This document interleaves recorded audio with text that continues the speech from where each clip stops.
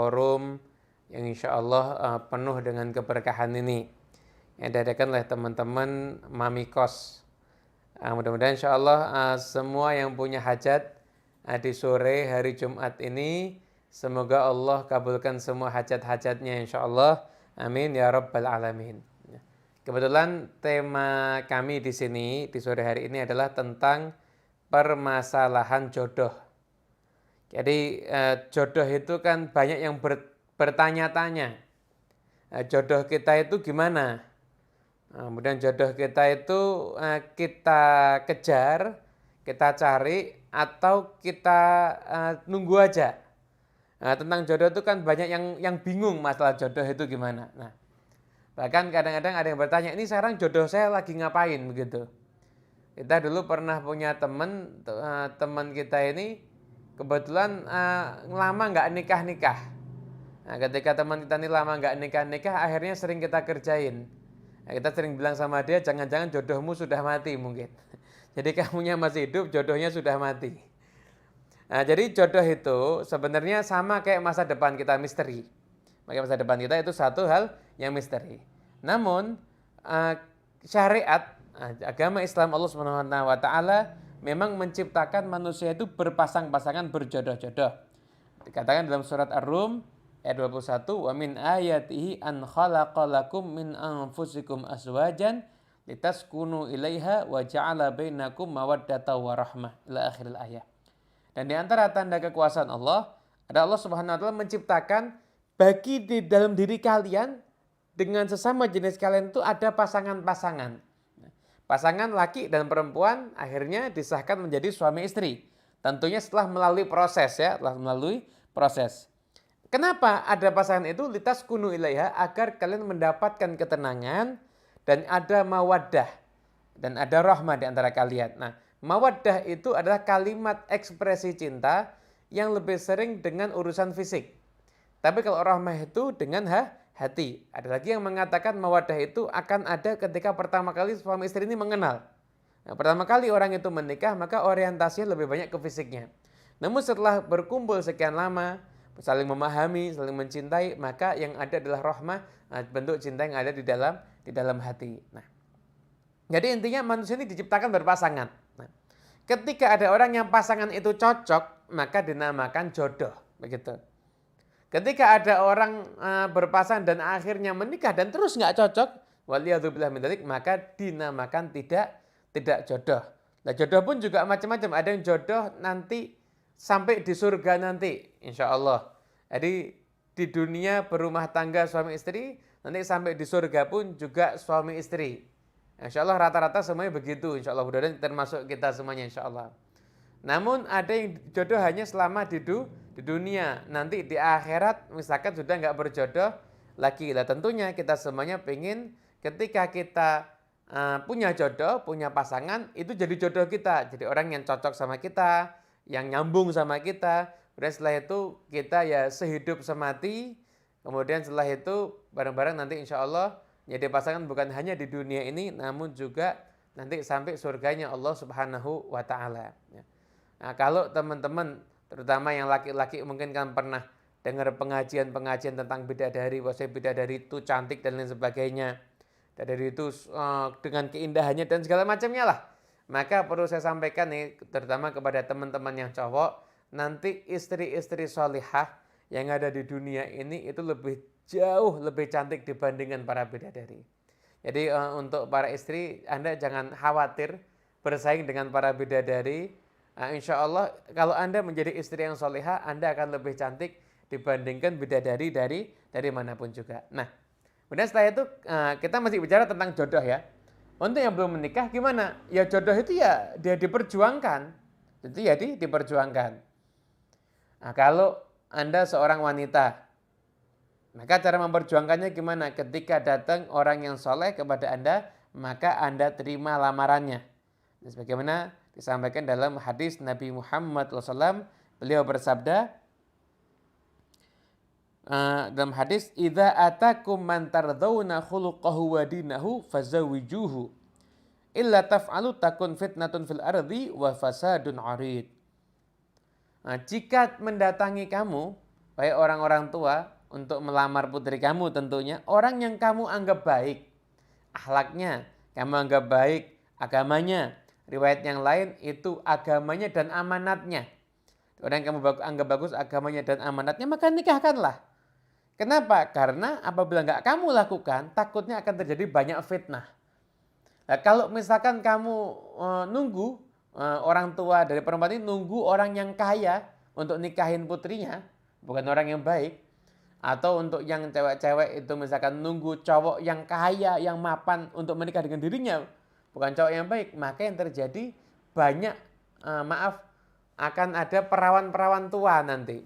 Kenapa? Karena sibuk mencari yang 100% sesuai dengan selera dan akhirnya itu nggak pernah ada. Jadi Anda kalau mau cari pasangan 100% sesuai dengan selera Anda, itu nggak pernah ada sama sekali. Yang ada udah 70% aja sesuai dengan selera, itu sudah cukup bagus. Lah begitulah urusan jodoh pun juga sama. Untuk yang perempuan perjuangkan jodoh Anda. Dengan cara apa? Dengan cara kalau datang orang yang baik, Anda selidiki. Agamanya bagus, amanatnya bagus, bismillah. Nah, semoga insya Allah jadi imam yang baik dalam kehidupan Anda. Anda sudah menyelidiki tapi Anda masih ragu. Anda masih ragu, ini cocok sama saya apa enggak ya? Anda masih maju mundur. Maka langkah berikutnya adalah laksanakan sholat istikharah. Nah, Nabi Muhammad SAW mengajarkan sholat istikharah seperti mengajarkan surat dalam Al-Quran. Apa sih sholat istikharah itu? Sholat istikharah itu adalah sholat yang kita lakukan ketika kita dalam keadaan bimbang. Untuk maju atau mundur. Untuk mengambil satu keputusan. Iya atau tidak. Berangkat atau enggak berangkat. Anda dalam keadaan bingung, ragu, maka yang Anda lakukan adalah sholat istikharah. Caranya, Nabi Muhammad SAW mengajarkan sholat sunnah 2 rakaat seperti biasa. Kemudian baca doa istikharah. Doa istikharah panjang, Anda bisa lihat banyak di buku-buku panduan sholat itu banyak. Tapi kalau Anda pengen doa yang dengan bahasaan dan bahasa yang mudah, boleh juga. Ada doa, ya Rabb, ya Allah, kalau memang ini perkara yang terbaik bagiku, maka mudahkanlah. Tapi kalau perkara ini perkara yang enggak baik bagiku, maka jauhkanlah ya Allah dan pilihkan kepadaku yang terbaik. Nah, kalau sudah sholat istikharah, nanti macam-macam. Misalnya kadang-kadang Anda dapat kemantapan hati. Kadang-kadang juga Anda mungkin ada mimpi-mimpi yang mimpi itu berupa petunjuk. Lah itu cara memperjuangkan jodoh. Utamanya bagi yang perempuan. Karena perempuan, sekalipun perempuan itu kalau ngelamar boleh. Nah, syariat itu tidak mencela perempuan yang ngelamar. Dulu pernah Nabi Muhammad SAW itu dilamar sama perempuan. Pernah. Ketika itu sampai-sampai ada yang menganggap bingung, kok perempuan kok nggak malu ya dia melamar seorang laki-laki. Tak sahabat, justru itu perempuan yang hebat. Nah, karena dia melihat kesolehan yang ada pada diri Nabi Muhammad, maka dia ingin menjadi pasangannya. Justru itu adalah perempuan yang benar. Jadi perempuan ngelamar nggak apa-apa. Jadi tidak menyalahi syariat, tentunya sesuai dengan adab-adab di daerah masing-masing. Kemudian setelah itu, untuk laki-laki, Anda juga harus memperjuangkan jodoh. Nabi mengatakan, lihat tahid ahadukum qalban syakiran wa lisanan dzakiran wa zaujatan mu'minatan tu'inu ahadukum ala amril akhirah. Hendaknya kamu tuh menyimpan, yang kamu simpan itu adalah hati yang bersyukur, lisan yang suka berzikir, menyebut nama Allah, berdoa, dan pasangan hidup yang beriman, yang bisa saling membantu untuk bukan hanya kesejahteraan dunia, namun juga kesejahteraan akhirat untuk masuk surga bersama. Begitu. Ini hadis ini panjang sebenarnya. Ketika itu sahabat itu nanya, Rasulullah, kita ini mau nyimpen harta apa? Emas atau perak? Nanya sama Nabi begitu. Kata Nabi, yang kamu simpan tuh hati yang suka syukur. Karena kamu punya emas banyak, kalau hatimu nggak syukur, kamu jadi orang yang menderita. Sama aja. Nggak akan bahagia hidupmu. Kemudian kalau kamu itu lisannya nggak suka zikir, lisan kamu tuh suka ngomong yang nggak manfaat, ini juga bahaya. Jadi kamu hatinya syukur, lisan kamu itu ngomong yang benar, banyak zikir, dan pasangan hidupmu adalah pasangan yang soleh ataupun solehah. Nah, jadi Anda perjuangkan itu. Kalau ada perempuan yang Anda pandang solehah, Anda lamar. Anda datang ke orang tua, Anda lamar. Kalau Anda jatuh cinta, Anda lihat seorang wanita, Anda cocok, fisiknya Anda cocok. Karena memang orang tuh kalau mau nikah suruh lihat dulu. Suruh lihat dulu. Rata-rata orang kalau nikah nggak pernah lihat langsung ketemu, seringnya nyesel. Lihat dulu. Orang tuh kan punya selera. ini sesuai dengan selera saya atau tidak? Oh, sesuai dengan selera. Anda lamar. Anda datangi, Anda lamar. Itu Anda yang penting untuk ngelamar syaratnya Anda nggak harus punya rumah. Nggak harus punya mobil. Yang penting Anda adalah orang yang bisa menjadi imam yang bagus, agamanya bagus, dan yang kedua Anda orang yang mau kerja. Jadi Anda siap untuk menafkahi zahir dan batin. Itu syaratnya untuk menikah. Makanya saya sering bicara sama teman-teman, mahasiswa dan lain sebagainya. Orang-orang kan bilang, menunggu mapan baru nikah. Salah. Menurut saya sebelum mapan kamu nikah. Sebelum mapan kamu nikah. Maka kamu nikah. Lebih baik kamu punya pasangan yang mau diajak bersama-sama mendaki gunung dibandingkan pasangan yang sudah menunggu kamu di puncak gunung. Begitu. Itu kurang lebih ibaratnya seperti itu. Walhasil intinya jodoh itu benar-benar satu misteri ya. Semoga semuanya yang belum berjodoh mendapatkan jodoh yang baik semuanya insyaallah. Yang sudah menikah semoga pasangannya benar-benar menjadi jodohnya dunia akhirat langgeng terus sampai selama-lamanya. Amin amin ya rabbal alamin. Nah, teman-teman semuanya yang dimuliakan oleh Allah Subhanahu wa taala, saya rasa bab jodoh ini semakin lama diomongin semakin menarik ya. Yuk kita lihat Nabi Muhammad SAW itu rata-rata dengan istrinya pernikahannya seperti apa. Nah, jadi Nabi Muhammad itu pernah melamar wanita ditolak, pernah. Jadi Nabi itu pernah melamar Ummu Hani. Ummu Hani itu putri Abu Thalib. Jadi masih sepupunya Nabi Muhammad, saudara sepupunya Rasulullah Sallallahu Alaihi Wasallam. Dilamar sama Rasulullah. Tapi ternyata keduluan orang lain itu. Jadi akhirnya Nabi nggak berjodoh dengan Ummu Hani. Bahkan bukan cuma sekali ngelamar. Nabi itu pernah ngelamar yang kedua kali. Ketika itu juga nggak kejadian menikah. Akhirnya ketika itu Nabi disukai sama Khadijah. Disukai sama Khadijah. Khadijah itu adalah seorang wanita, businessman, businesswoman berarti ya. Mau kaya raya pengusaha. Nah, ketika itu Khadijah itu sudah sering dengar kabar tentang Nabi yang akan datang. Ketika melihat sifat-sifat Nabi Muhammad SAW, maka Khadijah kemudian ingin menikah dengan Nabi hingga akhirnya dilamarlah Khadijah oleh paman Nabi dan akhirnya menikah Nabi Muhammad dengan Siti Khadijah. Nah, setelah wafatnya Khadijah, jadi selama Nabi menikah dengan Siti Khadijah, Nabi nggak pernah menikahi perempuan lain. Jadi selama Nabi menikah dengan Siti Khadijah, istri satu-satunya hanyalah Siti Khadijah. Setelah itu Nabi SAW menikah dengan Siti Aisyah. Ya, pernikahan Nabi dengan Siti Aisyah itu adalah perintah Allah. Nah, ketika itu Nabi mendapatkan fotonya lewat malaikat Jibril. Malaikat Jibril mengatakan, ini adalah istrimu di dunia sampai di akhirat. Ternyata itu adalah putri dari sahabat beliau yang tercinta Abu Bakar As-Siddiq dan akhirnya dinikahi oleh Rasulullah Sallallahu Alaihi Wasallam. Nah, jadi nggak dibayangkan, tapi ada perintah Allah Subhanahu Wa Taala. Ada juga yang proses menikahnya Nabi itu karena doa. Ada karena doa. Jadi Anda jangan-jangan bisa dapat jodoh karena doa. Maka jangan pernah meremehkan doa. Jangan pernah meremehkan doa. Anda ketika misalkan nih menyaksikan seseorang yang Anda pandang soleh. Atau misalkan orang tua, orang yang alim, ilmu agama dan sebagainya. Kemudian Anda doa, ya Allah semoga jodoh saya orang yang alim seperti itu. Siapa tahu doa Anda dikabulkan oleh Allah. Anda seorang pria, Anda berjumpa dengan wanita yang solehah. Wanita yang sangat menjaga kehormatannya. Anda kagum.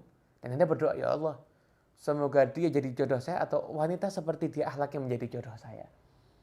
Itu bisa dikabulkan oleh Allah Subhanahu Wa Taala. Nah, kisahnya adalah Ummu Salamah.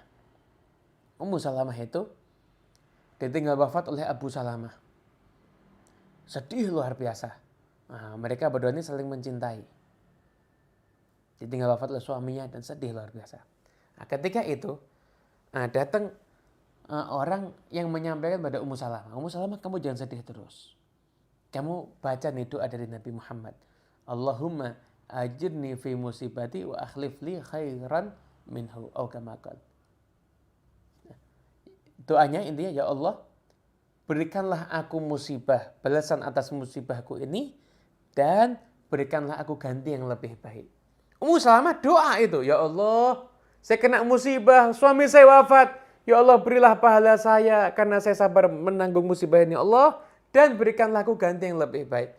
Itu Ummu Salamah ketika doa sambil mikir, siapa orang yang lebih baik dari Abu Salamah? Setelah masa iddahnya selesai, siapa yang melamar Ummu Salamah? Yang melamar Ummu Salamah adalah manusia yang terbaik, yaitu Rasulullah Sallallahu Alaihi Wasallam.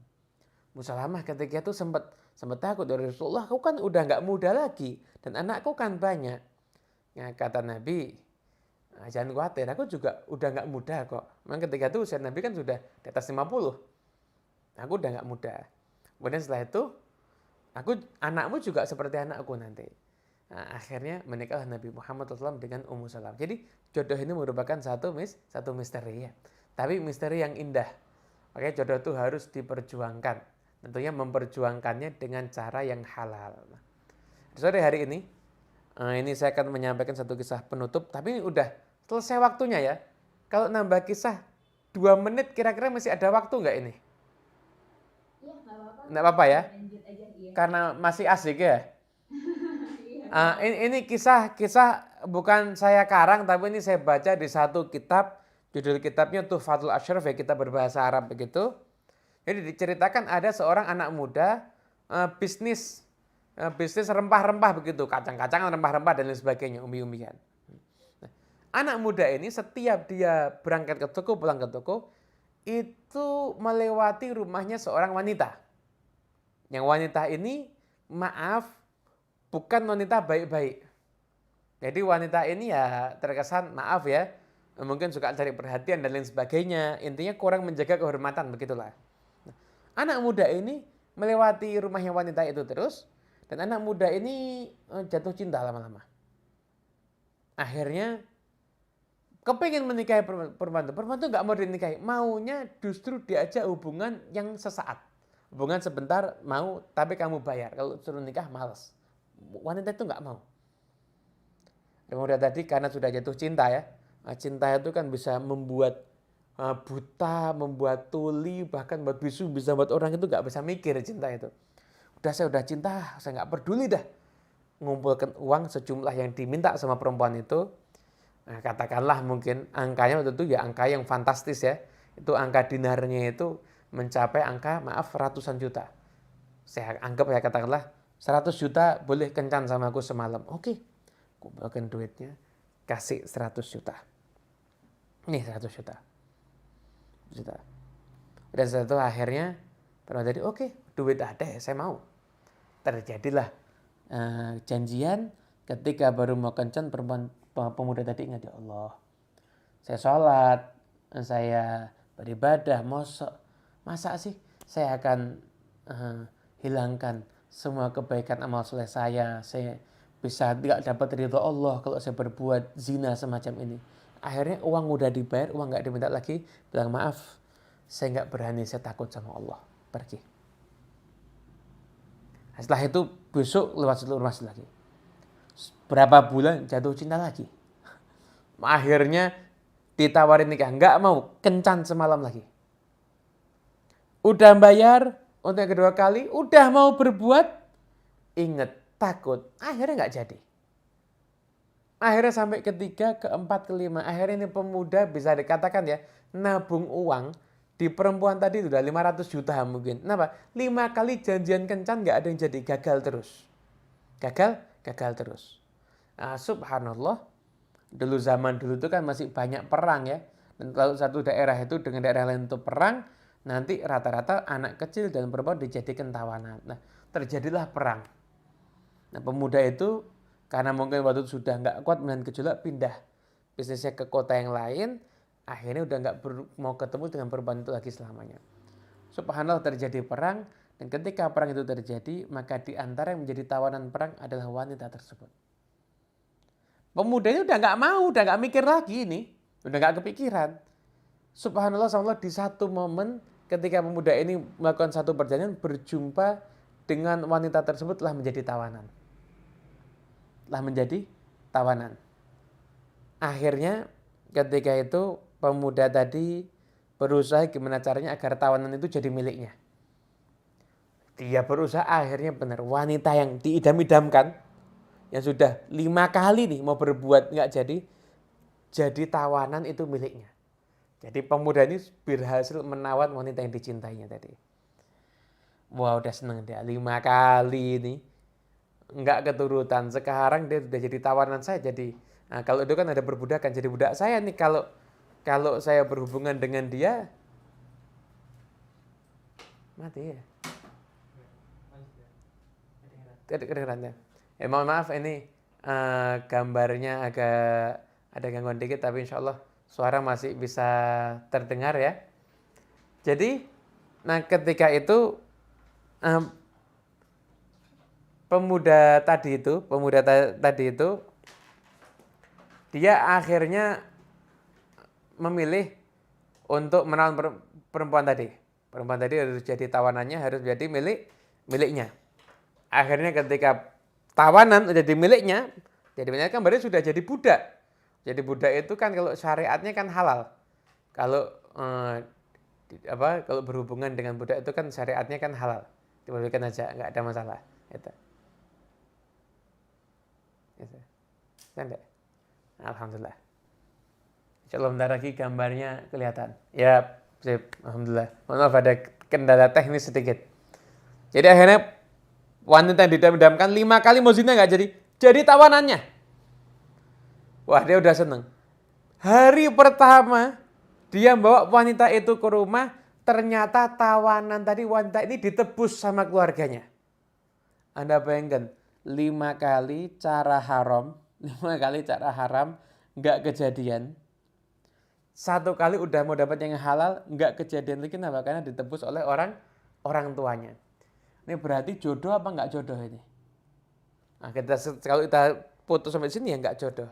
Begitu perempuan tadi ditebus sama orang tuanya, perempuan tadi mengatakan, hei bapak, ibu, keluargaku semuanya, terima kasih kamu sudah bersedia menebusku, tapi relakan saja aku ingin tinggal dengan pria ini, biarkan aku menjadi pasangannya.